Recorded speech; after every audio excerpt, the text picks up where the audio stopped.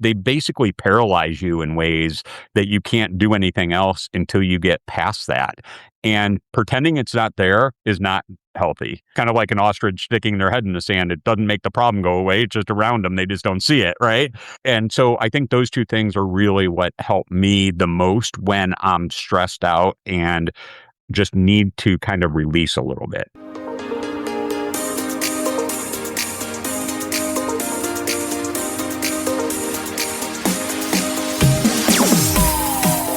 Many people face a mental health crisis after receiving a scary medical diagnosis.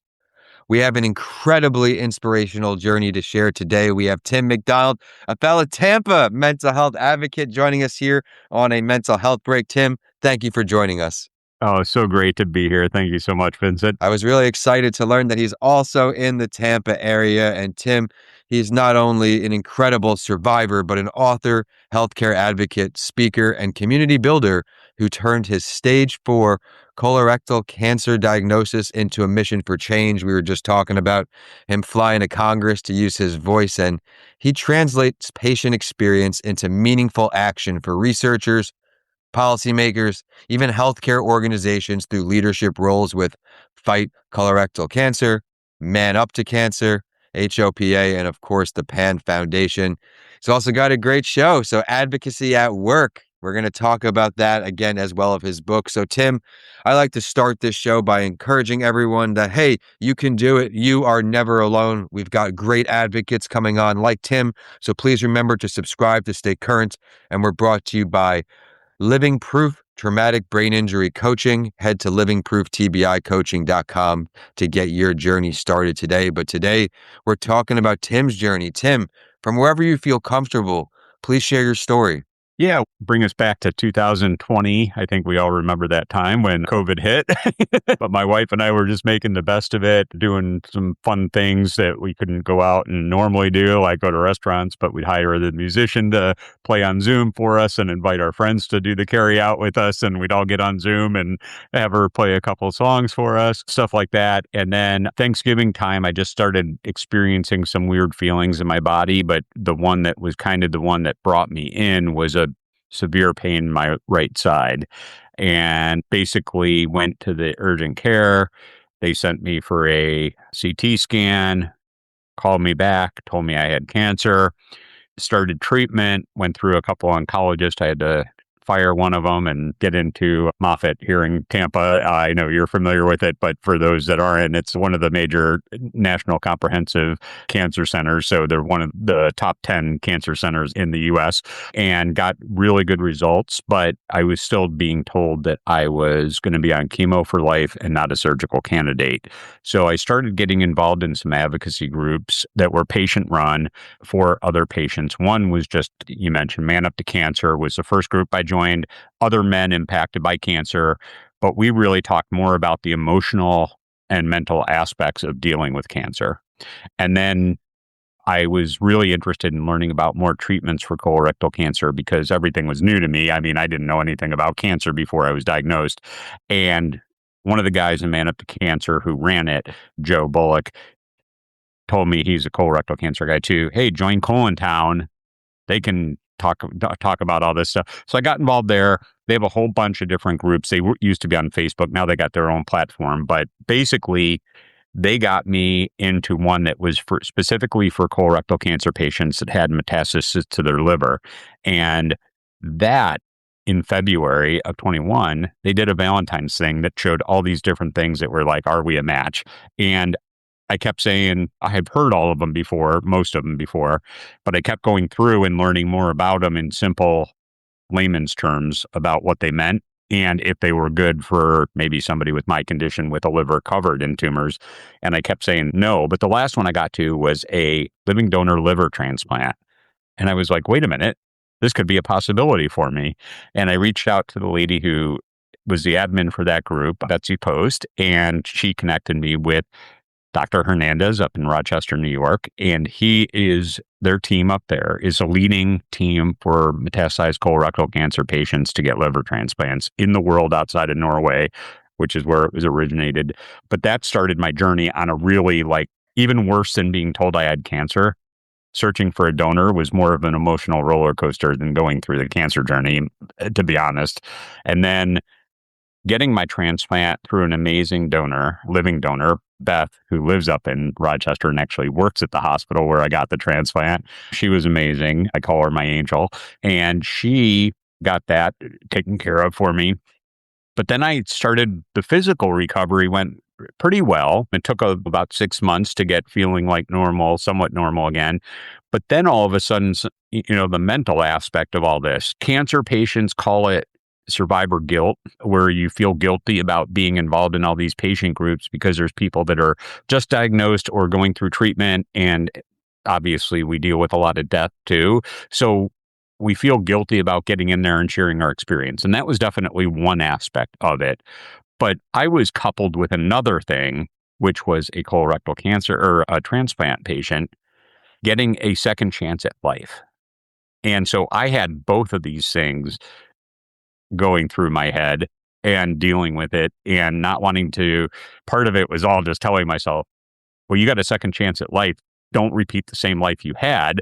Create the one that you've always wanted. But that meant like all of a sudden, like the priorities that I always wanted didn't align with my wife's, all this stuff. And I was in this huge mental dilemma of what I should be doing, which drove me to talk to a therapist, talk to a lot of other cancer survivors who had been through this to get some help and go through that. But that was kind of my journey through all Well, I mean, this. thank you for being vulnerable in these moments. Everyone, you heard a lot of things like grief, difficulty finding providers. All these things are things a lot of us go through, right? So be sure, stick around to the end of the show so you know how to connect with Tim. Again, congratulations on how far you've come. I see you smiling at me across the screen. So that's always a beautiful thing. And something you talked about a lot, there was the power community, finding these groups, right? Talk about the impact that had on you and your recovery. Well, I got to tell you that finding Man Up to Cancer almost a couple weeks after I was diagnosed was probably the best thing that happened to me and still is. I think men deal with things a little bit differently than women do emotionally. And cancer is something that I don't think any of us expect to get. And being able to share some things in a place where I didn't feel any judgment that I couldn't talk to my wife about because I knew she'd take it the wrong way. This was just my outlet. And one thing I've suffered through some depression early in my life too. And so I just want to state that because one thing that I know that's healthy for me is not bottling things up inside, especially my emotions. And Man Up to Cancer gave me that outlet where I didn't really have anywhere else to go that I could just share like some of these deep, dark thoughts that I had, some of the frustrations that I had, some of the things that my wife was doing that kind of was irritating me as I was going through treatment, even though I know she was being helpful, but it's still like inside it was just like, I just wanted to reach out and say, no, I don't want this. And so just having that place, but I think that was going through the active treatment. But then after I was in survivorship, I can't tell you how empowering it is to talk to somebody else who has gone through something very similar to you and experience some of the same feelings as you. And I actually talked to a therapist about this that I met at a conference, and he said, oh, that's called normalization. And I'm like, oh, okay. I didn't know there was a clinical term for this, There's but a name for it, huh? but it is what it is, right? Like Yeah. you just feel like you're going crazy because you're the only one must be thinking these thoughts, and being able to share them with somebody and have them share what they went through and how similar their thoughts were, all of a sudden, you're not alone. And it just aligns so much because I'm professionally involved with building communities. So this is what we say communities are all about, right? Like you're not alone. You have a group that you can belong to that works together, helps each other around a shared purpose for a shared impact. And I think that's exactly what Man Up to Cancer was for me and my mental health issues that I was Thank you going for through. bringing that organization to light, right? You just said that was a game changer for you. So anyone, if you are in these shoes, there's a great point of contact for you to get started. And please use Tim here as an inspiration, right? A beacon of light that he did it, so can you, right? We're all human. It just takes a little bit of dedication, a great community, finding the right resources, and you've just done a beautiful job at outlining all of that. Everyone, be sure to subscribe to this podcast so you don't miss shows like Tim. And something you've done, Tim, to extend your advocacy in your own way is through a book and a show, right? Sharing your voice, sharing your story to help people know they are not alone. Before we get into the meat and potatoes with the book, let's talk about the mental health benefits you found from the writing process. Yeah, well, I think that more than anything, advocacy overall gave me a purpose, right? Like it really helped focus all these mental gymnastics that were going on in my head into like a focused output. And as I was doing it, I started having so many people come to me and ask, "Hey, I want to get involved. I want to do this type of thing. How do you get invited to go to these conferences and get involved in these panels?" And I'm a big believer that if three people ask you something, you should write it down. And typically that's just a blog post because it saves you time. You don't have a 15-minute conversation. Now you just share a link, right? But what happened was when I started thinking about advocacy, it was much more than a blog post, much more complex, and so many different aspects of it that I'm like, geez, I'm going to be sending people about 50 different links if I do that. So, and I've always been told I should write a book. So I just said, hey, why don't I just write a book? And I started doing it. It came so quickly to me. One, because I had started the podcast, I had kind of a good collection of knowledge from those conversations already. I had almost 5 years of experience doing the advocacy myself. So it was like all there. It was just kind of like putting it down, the framework of the ideas, doing a little bit of research, getting it all out. And to be honest with you, actually, when the book came out, I was a little bit like deflated because I felt like I told people all the time when I listed what I was doing, it felt like I had a full-time job. I'm working on this book. I have my advocacy work I'm doing the podcast. And then I'm like, but I don't feel tired and drained, even though I'm working like 14 hours a day from the time I get up to the time I go to bed. I'm doing something, but it's actually filling me up. It's not draining me. And I think that's such an important aspect of it. Maybe writing's not good for you, but maybe just find something and be aware of the fact, is this draining me or is this filling me up? And get away from those things that are draining you and focus on those things that fill you up. That is so beautifully said because we cannot possibly be a friend or a family member, a strong one at least, to others if we're not taking care of ourselves, if we're continuing to engage in activities or relationships or anything that is bringing our battery level down. It is smarter for us to find a way away, no matter how hard that may be, right? We are all in a go-go society, like we said, since COVID especially. And as you said, as an entrepreneur, I'm smiling because it really is from when you wake up until you're ready to wind down and go to sleep. And in life, doing things, at least for me, that I'm passionate about, that I care about, that I'm not bad at, right? Being good at some stuff helps to improve my mental health. Finding ways to get through the day looks different for everyone. And some of my mental health hacks are daily walks, electronic breaks, powering down early at night. What are some things that work well for you, Tim? That way we can add some new tools to everyone's tool chest. I love the fact that you said going for walks because that is one of the biggest things. If I'm having a stressed out day, if I'm working on a project that I just am getting stuck, I just say, forget it. I walk away and I get my dog and I go for a walk. That is one of the biggest things I can do. And even during my treatment, that was like one of the reasons why I got a dog is I wanted to force myself to get up off of the couch because when going through chemo, sometimes you don't feel like getting up off the couch. But I knew getting outside was healing in more ways than one. So walking is one of the biggest things. But I think the other thing for me is every time I start feeling a little stressed about something or something's just occupying my brain that I can't like focus on anything else, I become aware of it, like conscious of it. And then I ask myself this question. Am I going to be thinking about this later this afternoon? Am I going to be thinking about this tomorrow? Am I going to be thinking about this a week from now? And if my answer is no to any of those things, I ask myself another question. Why am I giving myself this much stress and time over this one issue that I'm not going to be thinking about again for the rest of my life? And those two things, I think, really help me kind of get through those mental roadblocks, right? Because they basically paralyze you in ways that you can't do anything else until you get past that. And pretending it's not there is not healthy. Kind of like an ostrich sticking their head in the sand. It doesn't make the problem go away. It's just around them. They just don't see it, right? And so I think those two things are really what help me the most when I'm stressed out and just need to kind of release a little bit. Oh my goodness. So beautifully said this entire episode where you're simplifying things for us right now. And that's really what it comes down to. It's not an easy road, life. There's a lot of beautiful things, but there are challenging times, and finding things that work for us is important, right? I'm not going to say only because we're in good weather we could take walks. I have a client who's out in snowy Michigan a lot, and I challenge him to walk up and down the stairs, walk around the house, just get some movement because, I mean, if he can get away outside, the sunlight is a great mood elevator, vitamin D, so many great things. So I'm glad we're on the same page there. And now we talked about the book a little bit, the name and where we can find it.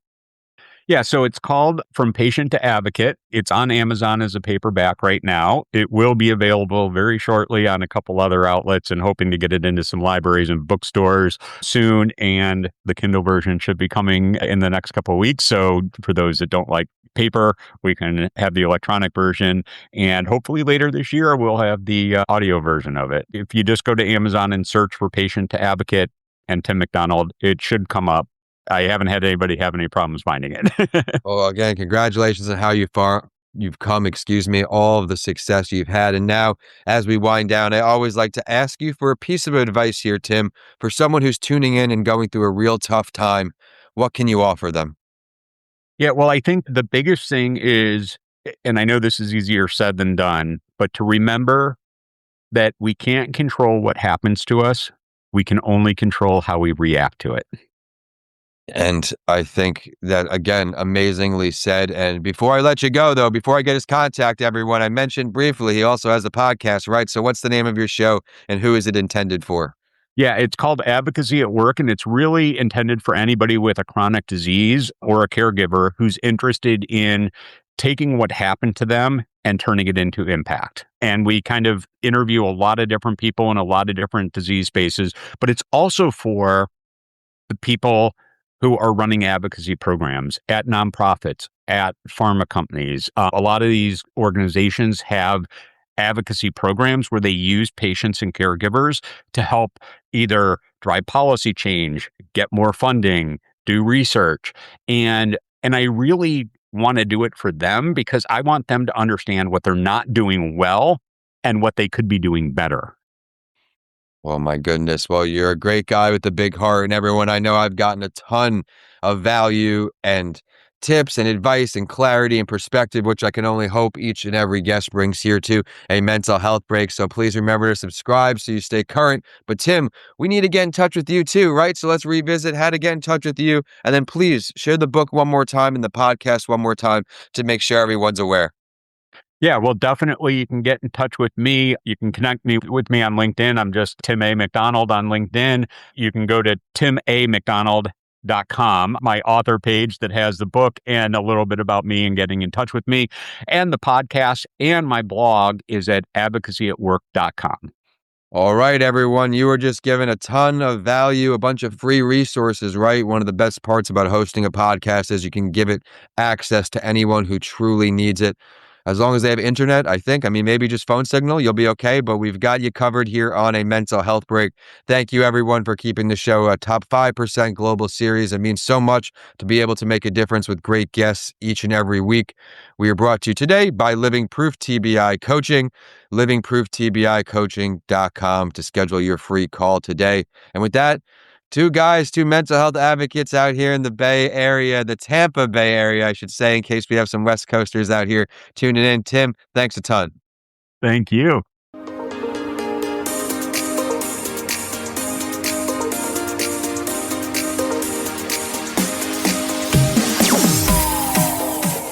Thank you for tuning in to another episode. I would love to hear your feedback. What did you love? What do you want to see more of? Are there any questions you would like me to ask the guests who come on the show? This show is not possible without you, the amazing listeners, so please email us at podcastbylancy@gmail.com and let us know what you think. We'll also feature you on a later show. Please remember to subscribe to stay current with our amazing community of guests who will continue to come on the show, sprinkled in with solo episodes from me, Vincent A. Lancy. With that, I look forward to introducing more shows to you each and every week. And with that, we're signing off today. Enjoy the episodes and make it a great day ahead.